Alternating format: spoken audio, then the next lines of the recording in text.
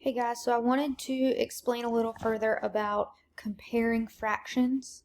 I know on Zearn it has you compare halves to thirds.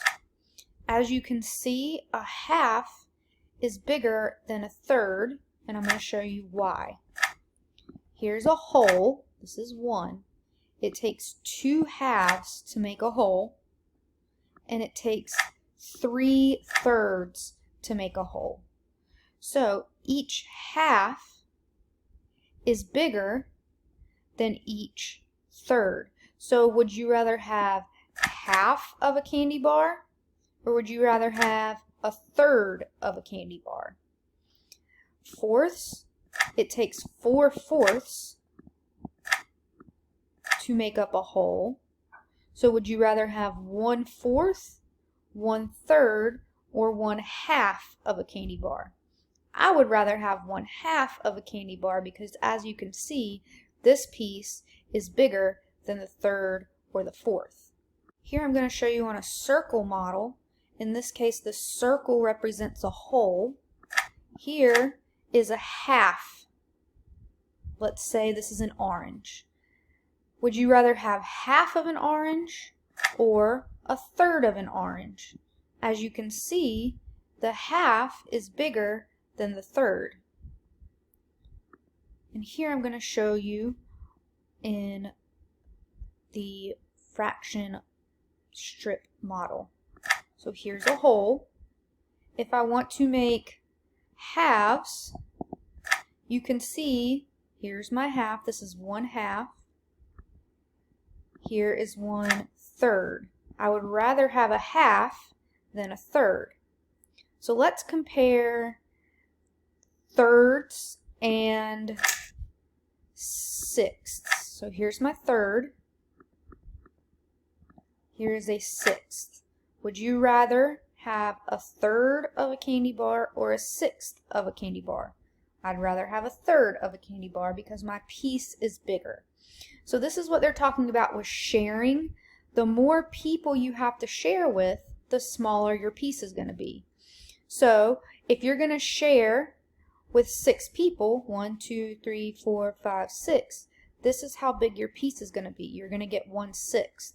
If you're only sharing with 3 people, this is how big your piece is going to be. It's going to be a third. So the more people you share with, the smaller your piece is going to be.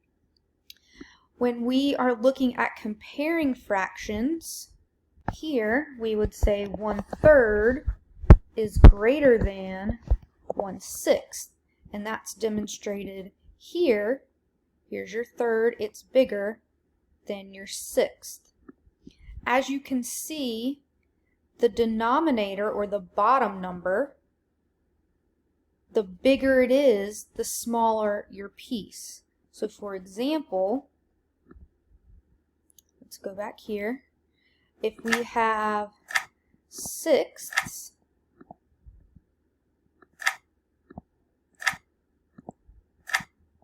there are 6 sixths, and here are 3/3. You can see that 1/6 is way smaller than 1/3.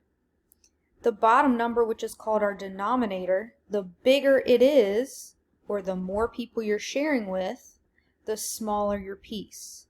So if we're looking here at 1/7, and we're going to compare that to 1/4, we would want to think that the 7th is bigger because 7 is bigger.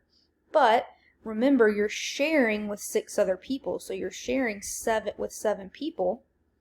So your piece is going to be smaller. So the bigger the denominator is, the smaller your piece is going to be. So actually 1/4 is going to be bigger than 1/7. And I'll show you one more time real quick here.